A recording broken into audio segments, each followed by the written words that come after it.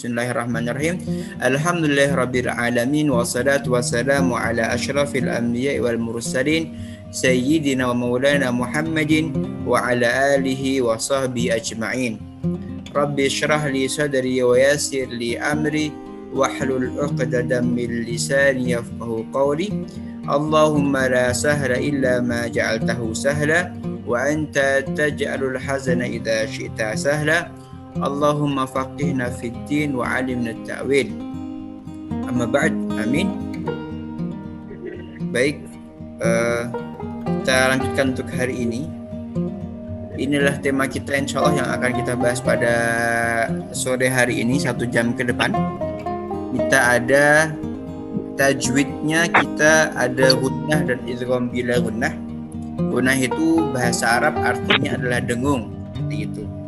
Nah, kalau idgham itu penggabungan, di itu dengan, la itu tidak. Jadi itu penggabungan tanpa di, jadi dengungkan seperti itu. Ini merupakan topik dan tema kita pada sore hari ini. Di bagian kedua kita akan memiliki makharijul huruf lahawiyah atau huruf-huruf yang keluar dari bagian teka ya, di bagian sini. Kemudian untuk terjemahan dan juga ilmu tadabbur Al-Qur'annya kita akan membahas di surah Al-Baqarah ayat 13 hingga ayat 15, dan kita akan ambilkan tafsirnya seperti biasa di tafsir Syukhatul Tafasir, kemudian tafsir Ibnu Katsir dan juga Kemenak Republik Indonesia seperti itu. Mengutip apa yang pernah dikatakan oleh Perdana Menteri Inggris ya, tadi saya sedang membaca novel Api Tauhid. Itu adalah sebuah cerita yang menarik disampaikan oleh Habibur Rahman Al-Shirazi, bahwasanya dulu Perdana Menteri Inggris bernama William Ewart Gladstone, Perdana Menteri Inggris tahun 1874 pernah mengatakan, selama Al-Quran masih ada, selama itu pula Eropa tidak akan pernah mampu menguasai dunia timur, dan kita tidak akan pernah merasa aman dibuatnya. Ya, jadi Al-Quran itu sebenarnya merupakan sumber kemenangan orang-orang Islam. Tetapi justru yang kita sedihkan hari ini, banyak sekali orang-orang, anak-anak Islam yang justru berkiblat pada teladan-teladan di TV Korea lah, inilah itulah, sehingga justru mereka lupa siapa mereka sebenarnya, siapa nabi mereka sebenarnya, bahkan kitab suci pun lupa. Seperti itu. Maka ini adalah dalam rangka sore ini merupakan sebuah sarana bagi kita untuk kembali mereview, merefresh sejenak sejauh mana sebenarnya pengetahuan kita tentang Al-Quran dan mengulang apa yang sudah kita pelajari. Jadi tujuannya untuk memantapkan bacaan kita dan juga pemahaman kita terhadap Al-Quran seperti itu. Nah, kemudian selanjutnya di sini di ayat 13 bunyi ayatnya seperti ini. Saya akan coba baca dulu. A'udzu billahi minasy syaithanir rajim.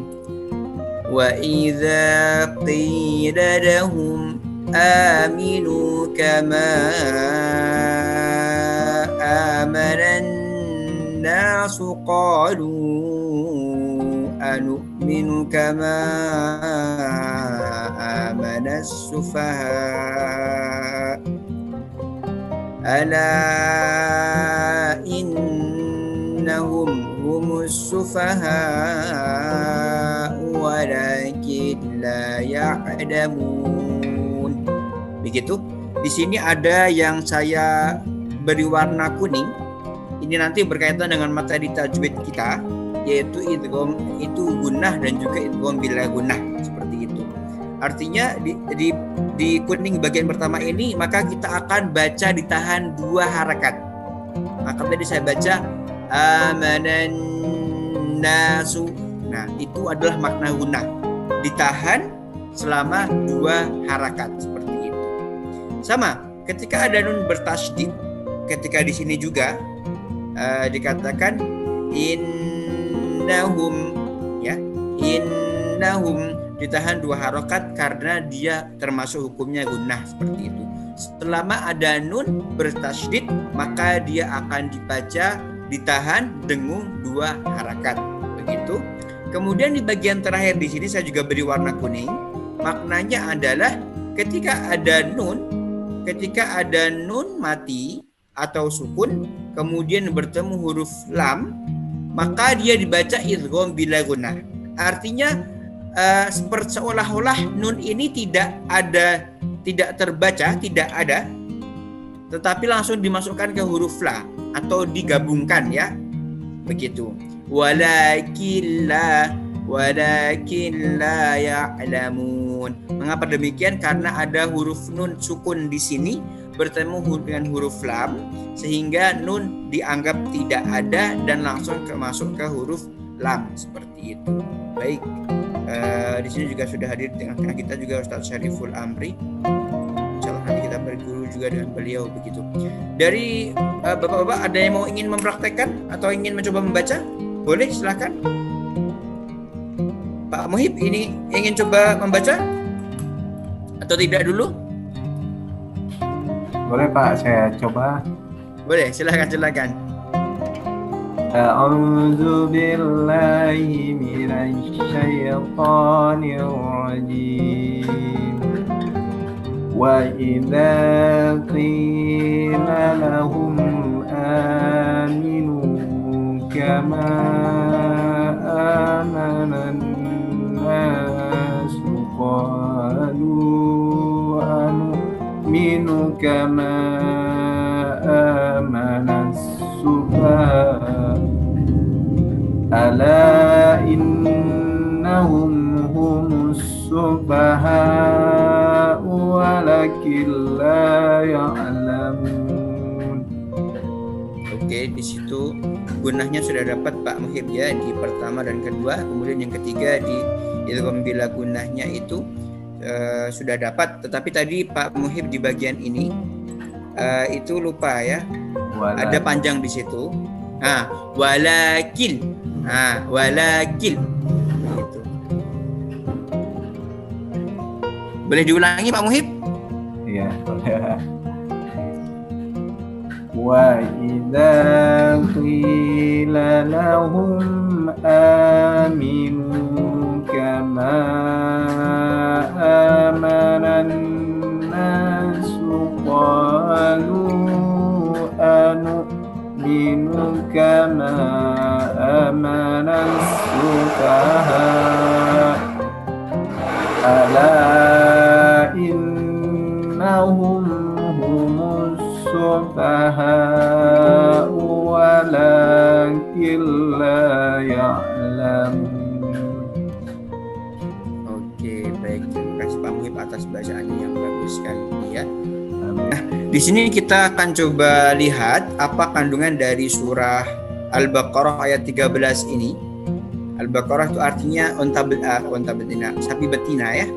Nah, di sini dikatakan bahwasanya dan apabila dikatakan kepada mereka, ini kembali kita kemarin membahas tentang ciri-ciri orang munafik yang menampakkan kebaikan tetapi aslinya keburukan, seperti itu, ya.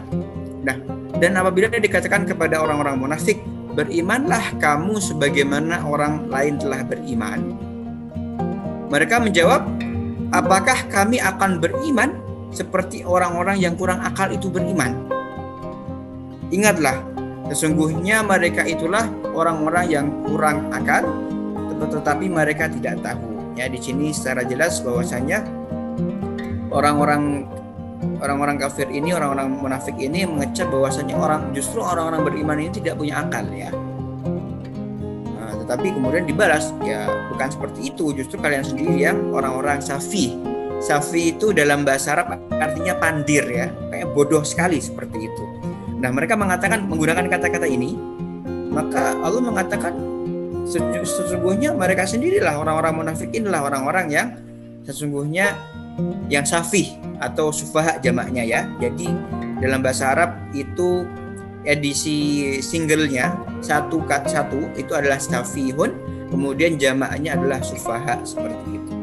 Nah, kita coba lihat tafsirnya. Di sini saya rangkumkan dari tafsirnya. Oh, ini kita ke ini dulu. Di gunah tadi dengung. Nah, pengertian dengung adalah setiap huruf hijaiyah yang bertemu dengan mim atau nun tasydid, ya. setiap huruf hijaiyah kemudian bertemu dengan mim atau nun tasydid maka dibaca dengung 2 harakat. Nah, contohnya tadi di Al-Baqarah ayat 13 tadi, innahum, sebelumnya itu adalah huruf hamzah, kemudian kasroh i, kemudian ada nun dan dia tasydid. Maka itu akan dibaca dengung 2 harakat seperti tadi sudah dibaca juga oleh Pak Muhib dan juga oleh Bapak Surahman. Oke, saya coba masuk juga di sini. Saya coba bukakan Al-Quran. Kalau kita kemarin sudah belajar ya, belajar sebentar. Sudah belajar di ayat 6, kemudian 8 juga. Maka kita akan banyak temui gunnah ini akan dipakai, ya. Contohnya di sini innalladzi, sama karena ada hamzah di depan kemudian bertemu dengan nun bertasydid maka akan dibaca 2 harakat dengung atau ditahan selama 2 harokat seperti itu. Kemudian ada lagi juga di berikutnya contohnya wa minan, sama juga ya, ada nun bertasydid maka itu pasti akan dibaca dengung 2 harakat. Itu adalah contoh yang nun, ya, nun bertasydid. Contoh juga untuk yang mim bertasydid, ya, mim bertasydid ini contohnya ini fi qulubihim marad. Nah, di sini maka karena ada mim bertemu dengan mim, ini ada hukum sendiri, tetapi apapun hurufnya ketika bertemu dengan nun atau mim bertasydid maka dia akan dibaca 2 harakat dengung 2 harokat ditahan seperti itu. Sebagaimana tadi sudah dibaca oleh teman-teman kita dan juga saya juga tentang gunnah ini seperti itu. Baik. Selamat datang juga kepada Pak Anto, Pak Nur Wijayanto yang merupakan ini ya, guru kita di Fatih juga. Kemudian Dr. Julinar juga. Oke, tidak apa, yang penting bergabung ya, kita belajar bersama-sama insya Allah seperti itu. Baik, itu adalah contoh dari idgham dari gunnah ya. Artinya ketika ada nun kemudian bertasydid, nun ataupun mim bertasydid maka dia akan dibaca 2 harakat ditahan seperti itu. Oke. Baik, selamat datang juga untuk Pak Zulfikri. Terima kasih sudah bergabung di sore ini. Oke. Kemudian kita akan lanjutkan di sini ya. Tadi adalah gunnah. Kemudian kita akan sebentar, saya kecilkan lagi. Kita lanjutkan di idgham bila gunnah. Oke. Nah, ini adalah idgham bila gunnah ya. Nah, idgham bila gunnah ini tadi sudah saya contohkan, sudah saya warnai di bagian pertama. An-nas tadi, kemudian innahum itu merupakan gunnah. Apa itu gunnah? Gunnah adalah ketika ada nun atau mim bertasydid maka membacanya dibaca dengung ditahan 2 harakat seperti itu. Innahum begitu. Nah, ternyata ada juga edisi idgham bila gunnah. Idgham itu dalam bahasa Arab artinya meleburkan, digabungkan seperti itu, atau merge. Dalam bahasa Inggris kita mengenal kata-kata merge. Itu artinya idgham, dileburkan seperti itu. Maka sebenarnya orang-orang yang mengerti bahasa Arab ya ketika belajar ilmu tajwid pun terbantu karena mengerti istilah-istilah yang dipakai dalam tajwid itu sendiri. Istilah-istilahnya menggunakan bahasa Arab begitu. Nah, bi itu artinya adalah dengan, la itu tidak, gunnah. Jadi artinya lebur tanpa dengan dengung seperti itu. Nah, apa pengertian dari idgham bila gunnah ini? Idgham bila gunnah merupakan kondisi di mana setiap nun sukun atau tanwin, ya, di sini nun sukun atau tanwin salah satu saja, bisa fathah tanwin atau kasroh tanwin atau dhammah tanwin juga, bertemu dengan huruf lam atau ra, maka dibaca lebur tanpa dengan dengung, ya. Maka ketika tadi dicontohkan di ayat ke-10 ya, surah Al-Baqarah dikatakan wala, ayat 13 ya, walakin la ya'lamun. Berbeda dengan nun yang ada tasydid tadi, itu akan ditahan. Innahum minan nasi, tetapi kalau ini tidak ditahan. Walakin la ya'lamun, seperti itu. Sebagaimana sudah kita baca bersama-sama di ayat ke-13 tadi, seperti itu. Nah, kemudian kita lihat makharijul huruf ya. Makharijul huruf tadi yang pertama kita belajar hari ini tentang huruf qaf. Tadi kalau kita lihat di ayat 13 itu wa idza qila lahum, apabila dikatakan kepada mereka, kepada orang-orang munafik, maka kok ini keluarnya adalah di pangkal lidah dekat tenggorokan sejajar dengan langit-langit lunak. Jadi agak di bagian dalam ya. Seperti itu huruf qaf. Kalau kita lihat gambarnya, di sini ada gambarnya, maka huruf qaf itu akan terletak di sini, agak dalam ya.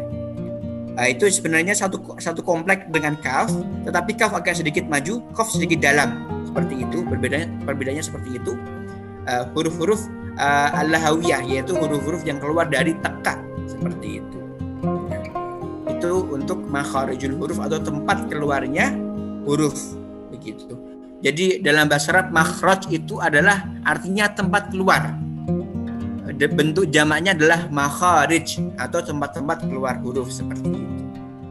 Baik, itu untuk ilmu tajwid dan juga makharijul hurufnya. Nah, kemudian kita akan coba pahami ya tafsir ayat 13. Jika diserukan iman kepada orang-orang munafik, di ayat 13 ini kita masih belajar tentang ciri-ciri orang-orang munafik. Jika diserukan iman kepada orang-orang munafik dengan sebenar-benar iman, artinya iman tidak hanya di mulut saja, iman yang benar-benar iman yang tidak dimain-mainkan, seperti itu. Apabila diserukan untuk beriman kepada mereka dengan sebenar-benar iman, maka mereka membalas dengan penghinaan, ya. Ayo dong beriman benar dengan benar-benar sebenar-benarnya iman. Mereka tidak kemudian ayo kita beriman, tidak, tetapi justru menimpali atau menjawab dengan jangan ngapain begitu ya. Justru mereka menghina. Mereka mengatakan, apakah kami harus beriman seperti orang yang bodoh dan kurang akal? Mereka menggunakan kata-kata ini, safi, yaitu orang yang bodoh dan kurang akal. Karena memang kebetulan ya, ketika Islam itu datang, kemudian Islam bisa diterima oleh khalayak ramai waktu itu, kebanyakan yang menerima adalah orang-orang yang terzalimi, seperti Bilal, kemudian Ammar, kemudian Suhaib, seperti itu. Mereka adalah orang-orang yang tergolong di kelas ekonomi ke bawah, seperti itu ya, ekonomi rendah, seperti itu. Nah, karena ekonomi rendah itu tentu pendidikannya tidak setinggi orang-orang bangsawan. Nah, karena memang pada waktu itu pemeluk Islam adalah mereka yang fakir dan miskin, bahkan di kalangan mereka ada yang merupakan bekas budak, ya. Jadi mereka berdalih, ngapain kita beriman kayak orang-orang seperti itu? Mereka kan orang-orang bodoh, orang-orang pandir, orang-orang yang lihat Bilal, dia malah bekas budak. Artinya dari segi keilmuan dan juga dari segi taraf ekonomi itu lemah. Ngapain kita kemudian Islam seperti mereka, begitu. Nah, inilah dalil yang disampaikan oleh orang-orang munafik. Maka kita harus di sini harus benar-benar waspada, ya. Apakah sekarang kita ini sampai pada sudah benar-benar terbebas dari olok-olok ini? Di dalam sebuah hadis dikatakan bahwasanya alamatul munafik salas, ayatul munafik salas, idza haddatsa kadzaba wa idza tumina khana, kemudian wa idza wa'ada akhlafa. Jadi ciri-ciri orang munafik itu ada 3. Yang pertama adalah ketika berbicara itu dia berbohong, kemudian apabila berjanji mengingkari, kemudian apabila dipercaya maka dia berkhianat. Nah, termasuk diantaranya nanti ternyata ciri-ciri orang munafik seperti ini. Ya, dikatakan ini ngapain, bahkan mereka menghina ayat-ayat Allah Subhanahu wa taala, seperti itu. Nah, inilah ciri-ciri orang munafik yang mungkin masih hari ini pun kita masih temui seperti itu ya. Baik, kemudian kita akan beranjak ke ayat berikutnya yaitu ayat ke-14. Oke, di sini saya akan coba baca di ayat 14. A'udzu billahi minasyaitonir rajim.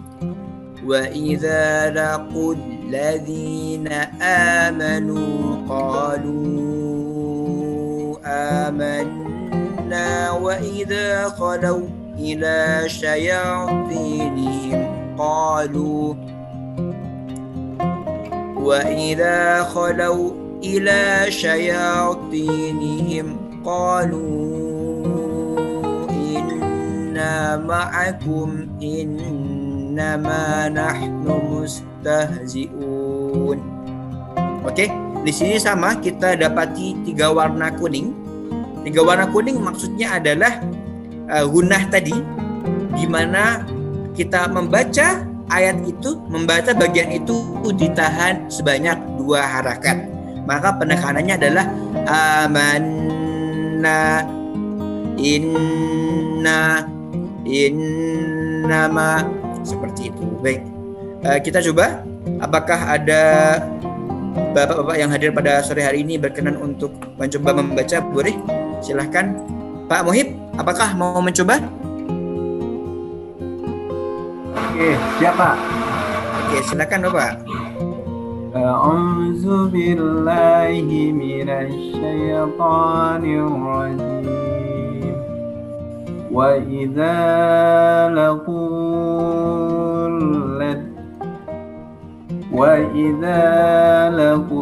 ladzina amanu qalu amanna wa idza khalau ila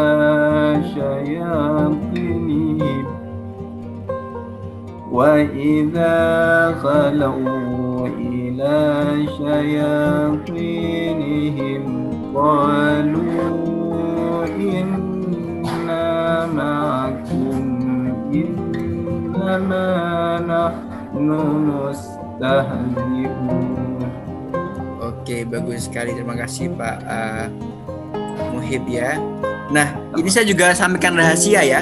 Jadi kalau qori'ah itu mereka suaranya bisa bagus, bisa dilengkingkan atau bisa dilipat suaranya itu ketika di bagian ini ya. Mereka bisa bagus karena bisa membaca. Kapan bisa dilengkingkan suaranya, kemudian bisa ditahan lama. Nah, itu baru bisa memainkan suara. Nah, kalau dilihat di YouTube ya, atau beberapa imam di Masjidil Haram seperti itu, maka ketika di gunnah ini biasanya mereka bisa menahan, kemudian bisa dilengkingkan suaranya atau dibuat cengkok-cengkok seperti itu. Itu yang membuat pembacaan menjadi lebih indah seperti itu. Baik, oke, Pak Surahman, apakah mau mencoba? Ya, bisa. Boleh, Pak Ustadz. Oke. Silakan. A'udzubillahi minasyaitonir rajim. Wa ijalakul ladzina amanu qalu amanna wa ijakalau illa ya sayatin nihim. Nggak boleh berhenti ya. Bentar, saya ulang lagi. Wa ijalakul ladzina amanu qalu amanna wa ijakalau ila sayatinihim qalu wa ijakalau ila sayatinihim kalu innama akum innama nahnu mustahzi'un. Oke, bagus sekali. Terima kasih Pak Surahman atas bacaannya. Sudah pas sekali ya dari tadi untuk dengungnya, gunnahnya seperti itu. Nah, kemudian kita di sini juga ada Pak Nurwijayanto. Pak Anto. Siap Ustaz? Pak Anto, apakah tertarik untuk mencoba? Harus coba Ustaz, insya Allah. Oke, silakan. أعوذ بالله من الشيطان الرجيم وإذا لقوا الذين آمنوا قالوا ulang Ustaz ya, maaf. Silakan.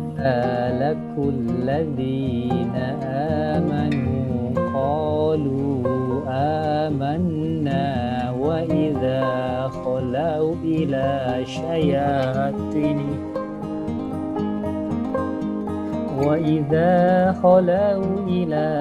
شياطينهم قالوا إنا معكم إنما نحن مستهزئون. Oke, baik. Terima kasih Pak Anto atas bacaannya, bagus sekali, sudah tepat untuk gunanya. Nah, di sini saya mau memberi motivasi kepada kita semuanya. Dulu ada seorang tetangga saya, beliau mengatakan seperti ini. Saya tidak usah baca Al-Quran karena takut kalau saya baca Al-Quran salah dosa nanti, begitu. Oke, memang membaca Al-Quran apalagi disengaja disalahkan itu berdosa. Tetapi jangan lupa juga, sebagaimana sudah kita sampaikan di awal, bahwasanya orang yang membaca Al-Quran namun terbata-bata itu mendapat 2 pahala.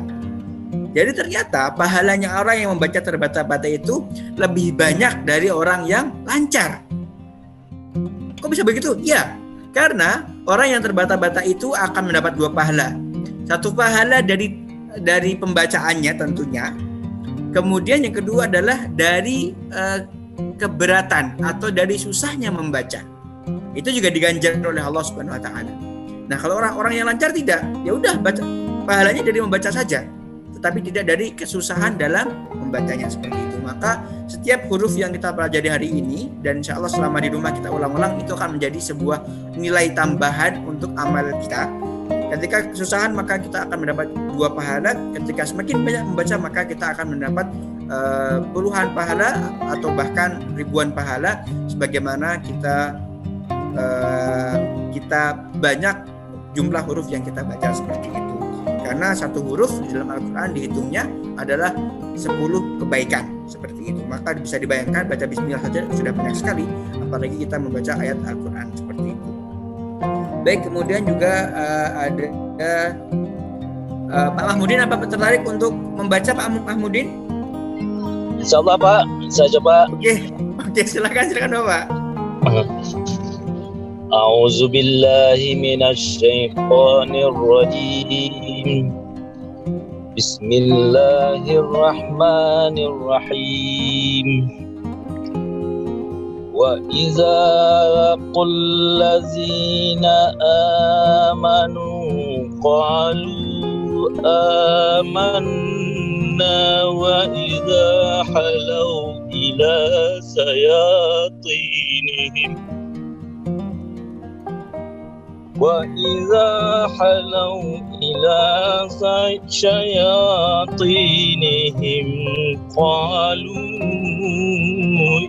inna ma'akum innama nahnu mustahzi'un.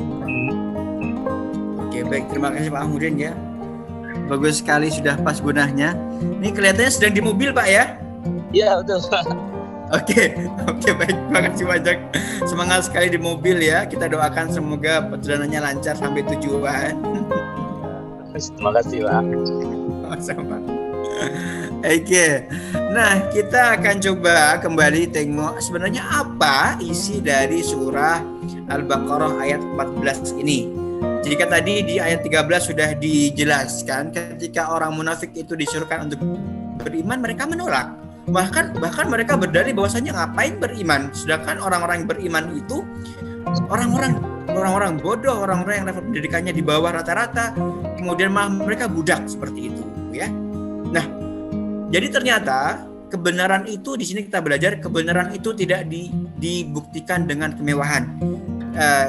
Kebenaran itu tidak mesti mewah, seperti itu ya.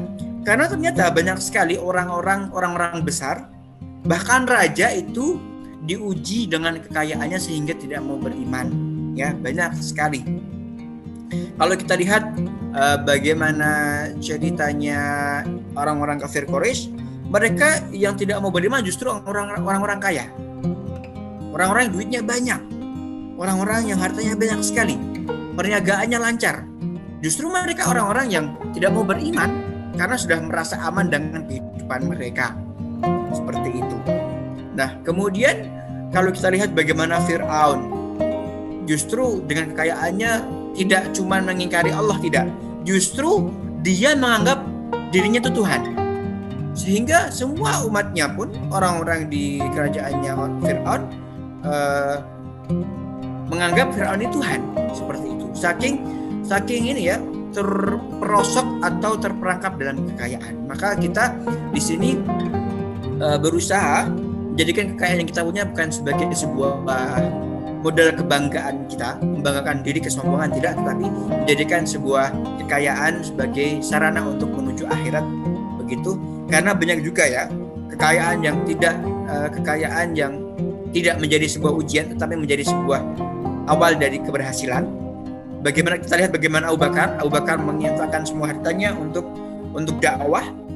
Kemudian banyak sekali orang-orang yang bisa benar-benar memanfaatkan kebaikan yang dia punya, kekayaan yang dia punya untuk mendapatkan pahala di akhirat kelak, seperti itu. Baik, ini untuk ayat 14. Diartikan di sini, dan apabila mereka berjumpa dengan orang yang beriman, artinya orang-orang munafik itu ketika orang berjumpa dengan beriman, bisa di jalan, bisa di tempat perang atau dimanapun, mereka berkata, kami telah beriman. Qalu amanna. Mereka mengatakan amanna. Tetapi apabila mereka kembali kepada setan-setan, yaitu para pemimpin mereka berkata, sesungguhnya kami bersama kamu. Kami hanya berolok-olok, artinya memainkan ayat Allah Subhanahu wa taala, ya. Nah, ini adalah keadaan orang-orang munafik. Sangat jelas sekali ya. Di sana mengatakan apa, di situ mengatakan apa. Itu orang Islam susah sekali seperti itu ya. Karena apa? Karena di dalam Islam pun man qala la ilaha illallah dakhala jannah, dan kita dilarang untuk membunuh orang-orang yang mengatakan la ilaha illallah Muhammad Rasulullah. Entah itu munafik entah apa, tidak. Selama dia mengatakan ini, maka kita dilarang untuk membunuh. Karena tidak ada yang tahu siapa yang munafik seperti itu. Maka kita berharap untuk jauhkan dari sifat-sifat munafik ini. Karena konsekuensi dari kemunafikan ini sungguh sangat besar sekali. Kalau kita lihat di minggu sebelumnya ya, atau dua minggu sebelumnya, kita belajar bahwasanya manusia ini akan terbagi pada akhirnya, terbagi menjadi 3 kelompok. Yang pertama adalah orang beriman, sudah jelas mereka beriman, iman dalam hatinya, mempraktekkan dalam kesehariannya, ya. Al-imanu tasdiqun bil qalbi, kemudian iqrarun bil lisan, wal amal bil arkan. Ciri-ciri iman atau refleksi sebuah iman adalah pembenaran dengan hati, kemudian diucapkan dengan lisan, syahadat, kemudian dipraktekkan dengan aktivitas. Seperti apa? Sholat, itu merupakan sebuah bentuk dari keimanan. Puasa, seperti itu. Nah, kemudian dari 3 golongan tadi, yang pertama orang beriman, kemudian orang kafir, jelas. Saya kafir, saya mengingkari Allah. Itu jelas ya. Artinya ya sudah, saya kafir, begitu. Tetapi orang munafik itu susah sekali. Iman enggak, cuman mengatakannya iman. Dan urusan hati tidak ada yang tahu. Hanya Allah Subhanahu wa taala saja yang tahu.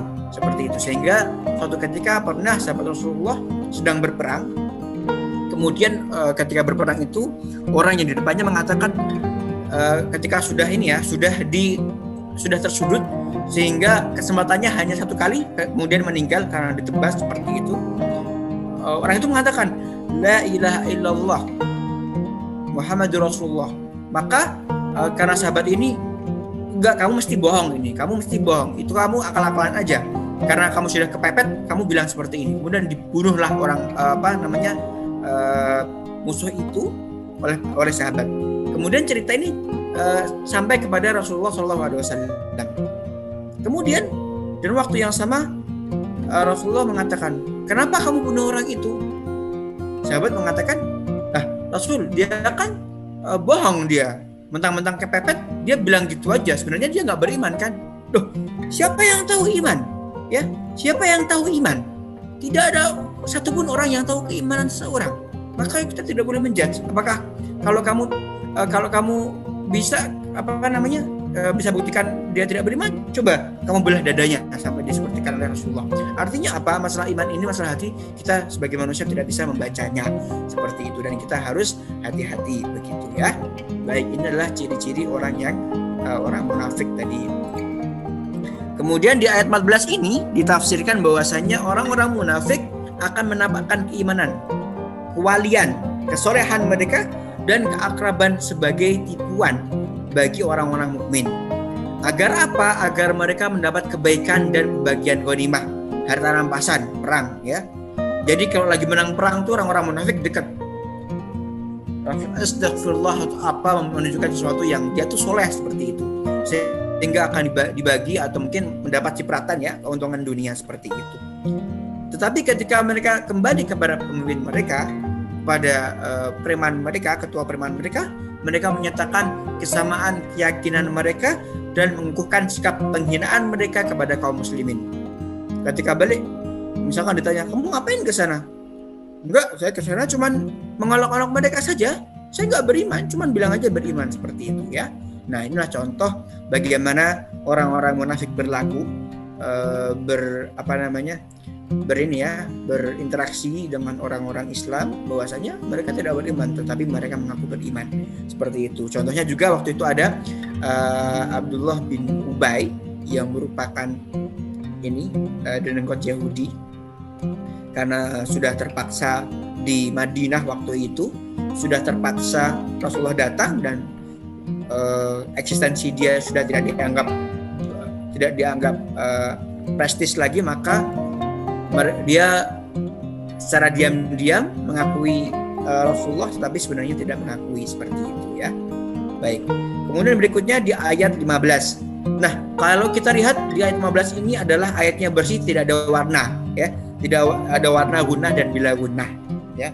Maka di sini tidak ada yang ditahan, hanya di dal ini ditahan karena memang ketika tasydid itu otomatis akan ditahan, tetapi tidak sampai 2 harakat. Wa yamudduhum, seperti itu. Saya akan coba baca. A'udzubillahi minasyaitonirrajim. Allahu yastahzi'u bihim wa yamudduhum fi tughyanihim ya'mahun. Oke. Nah, di sini saya baca terus lurus saja, tidak ada yang ditahan, tetapi ada yang tasydid. Artinya di situ dua huruf yamudduhum, tetapi tidak ditahan sampai 2 harakat, seperti itu. Oke. Ya. Nah, di sini pembacanya jelas, tidak ada dengung ya. Dengung atau idgham bila gunnah juga tidak ada seperti yang ada di ayat ke-13 tadi. Ya, di sini Allah mencoba untuk Allah di sini membalas bahwasanya ketika mereka mengatakan kita datang ke orang muslim itu untuk mengolok-olok mereka saja sebenarnya, seperti itu. Tetapi tidak, Allah mengatakan Allahu yastahzi'u bihim wa yamudduhum fi tughyanihim ya'mahun. Allah memperolok-olok mereka dan membiarkan mereka terombang-ambing dalam kesesatan, ya. Nah, di sini dibiarkan dalam kesesatan. Ini menarik ya kata-katanya wa yamudduhum fi tughyanihim ya'mahun. Artinya kalau kita terjemahkan letterlek itu memberikan tenggat waktu mereka dalam kesesatannya, dan mereka buta, ya, mereka buta, ya'mahun, mereka buta. Tetapi di sini diartikan terombang-ambing, seperti itu. Maka menarik sekali mufasir di sini mengartikan. Kita akan coba lihat di tafsirnya. Di ayat 15 ini saya coba tengok di tafsir suatu tafsir. Disebabkan atas penghinaan mereka, maka Allah balas perbuatan orang-orang munafik dengan penundaan dan siksa. Ya, diberikan tenggat waktu. Mesti ada bertanya, kenapa ketika orang seperti itu malah dikasih tenggat waktu, ya? Kalau kita kan kadang ketika mendidik anak tuh salah langsung kamu ini begitu, itu juga kurang baik, ya. Nah, tetapi di sini kenapa kok Allah tidak langsung menghancurkan mereka saja, tapi malah justru dikasih penundaan waktu, dikasih tenggat waktu begitu ya. Allah berikan waktu panjang agar mereka terus mengolok-olok ayat Allah dan terombang-ambing dalam pendirian bodoh mereka ya. Maka saya ibaratkan di sini ada foto kapal ya. Makanya bisa merasakan ya, atau bisa membayangkan bagaimana rasanya orang itu di atas kapal, kemudian dia buta, nggak bisa lihat, dan nggak bisa gerak kemana-mana, nggak tahu ya sudah bingung kan, stuck, nggak bisa ngapa-ngapain, matanya buta di tengah laut sendirian pakai kapal, maju nggak tahu, belok nggak tahu, mundur nggak tahu, bingung mereka seperti itu. Nah, inilah Allah memberikan yamudduhum, menunda biar mereka terombang-ambing di atas pendirian mereka yang bodoh seperti itu ya. Nah, atau juga dalam istilah ilmu ini ya, ilmu akhlak atau juga dalam istilah sufi, kita mendengar istilah istidraj ya. Istidraj adalah sebuah kondisi di mana Allah Subhanahu wa taala itu justru memberikan sebuah tenggat waktu perpanjang atau sebuah masa untuk perpanjangan bagi mereka yang berbuat keburukan. Tujuannya apa? Tujuannya ya udah biar aja, bodoh amat, biar mereka semakin tambah dosanya sehingga nanti siksanya tambah lama seperti itu ya. Ini adalah sebuah kondisi yang Allah tidak peduli lagi.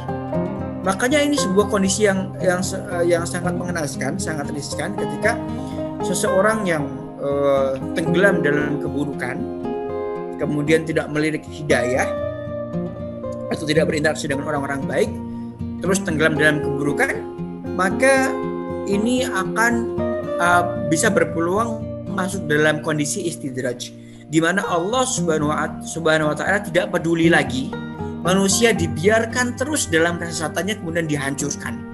Seperti itu ya. Banyak sekali sudah ya. Banyak sekali kisah-kisah mengenai istidraj atau bagaimana Allah menghancurkan kaum-kaum dulu yang mengingkari ayat-ayat Allah. Lihat bagaimana dulu kaum Nuh, kemudian kaum Hud, kaum Saleh. Dulu ada juga kisah orang-orang yang liwat atau orang-orang yang homoseksual ya. Sampai malaikat datang pun mau ini juga dikerjain juga seperti itu. Nah, ketika seperti ini ya udah Allah tidak peduli, maka akan dibiarkan dalam kesesatan yang terus-menerus seperti itu ya. Maka di sini Allah memberikan statement, ya sudah nggak apa-apa, kita perpanjang saja terus dia ininya, dia perburuk keburukannya, nanti mungkin balasannya pun juga bisa tambah meningkat seperti itu ya. Nah ini sebenarnya masih banyak sekali yang menarik terkait dengan tafsir ini, dan juga kalau kita lihat ya segi lafaznya, kalau misalkan kita di sini tadi di ayat 13 contohnya ya. Oke, di sini mereka mengatakan qalu anu'minu. A itu dalam bahasa Arab artinya adalah apakah ya. A itu artinya apakah ya. Nah, mereka mengatakan qalu anu'minu. Apakah saja mau beriman seperti mereka. Nah, di sini sebenarnya mereka bukan sebuah pertanyaannya. Kan berbeda ya. Ketika orang bertanya, apakah ini baik, apakah ini buruk, apakah saya harus beriman seperti mereka, itu bisa sebuah pertanyaan atau pertanyaan yang sungguh-sungguh. Tetapi di dalam ayat ini, dalam tafsirnya dikatakan, di sini bukan sebuah bentuk pertanyaan, tetapi adalah sebuah bentuk penghinaan, ya. Sebuah bentuk penghinaan atau dalam bahasa Arab disebut sebagai istihza, seperti itu. Maka memang dari segi bahasa pun ini penting sekali sebenarnya dibahas, dan kalau kita mengerti bahasa Arab itu kita bisa merenungi bagaimana bahasa yang dipakai oleh Allah sangat indah sekali, dan bagaimana orang-orang kafir Quraisy waktu itu benar-benar menghinakan ayat-ayat Allah, sehingga Allah menimbali mereka akan memberikan mereka tingkat waktu, dan justru itu menjadi sebuah bumerang untuk mereka, bahwasanya itu merupakan awal dari kehancuran mereka seperti itu. Baik, untuk hari ini sekian saja. Terima kasih sudah bergabung Pak Jufri, Pak Mahmudin, Pak Suraman, juga Pak Anto, Pak Muhib juga. Terima kasih sudah bergabung. Insyaallah jumpa lagi minggu depan. Kita berdoa semoga Allah SWT menjaga kita dan terjauh dari sifat-sifat kemunafikan, dan Allah bisa mematikan kita semua dalam keadaan husnul khotimah seperti itu. Baik. Kemudian ada yang mau disampaikan, Pak Mudin? Baik, terima kasih Pak Bunda. Oke, baik, terima kasih kemudian ya. Baik, terima kasih semuanya. Saya tutup, kita baca doa kafaratul majlis. Subhanakallahumma bihamdika asyhadu an la ilaha illa anta astaghfiruka wa atubu ilaik. Wallahu muwaffiq ila aqwamit thoriq. Wassalamu alaikum warahmatullahi wabarakatuh.